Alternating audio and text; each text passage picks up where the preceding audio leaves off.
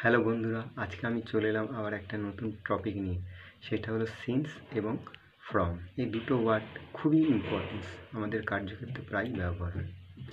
তা ফ্রম কখন ব্যবহার হয় এবং সিন্স কখন ব্যবহার হয় আমরা এটা জানব।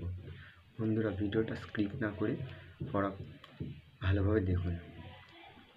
যখন কোনো কাজ একটা নির্দিষ্ট সময় ধরে হচ্ছে, ডিউরেশান থাকে, কিন্তু ডিউরেশানের পার্টিকুলার টাইম বলা থাকে না যে কখন থেকে কাজটা। সে 7 বছর যাবৎ এই কোম্পানিতে কাজ করছে। আমি 3 দিন ধরে স্কুলে যাচ্ছি, এখানে বসবাস করছি। ব্যবহার করব, সিন্স ব্যবহার করব না। সিন্স কখন ব্যবহার করব এটা দেখব এখন। সিন্স ব্যবহার করব তখন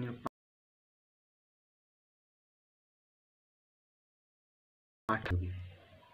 যেমন তিনি 2024 সাল থেকে এখানে ডিউটি করছেন। সে সকাল 7টা সে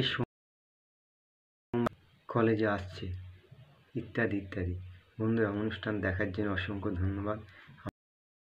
আমাকে শেয়ার দিয়ে আমাকে আরও নতুন নতুন ভিডিও তৈরি করার জন্য সহযোগিতা করবেন। Thanks for watching.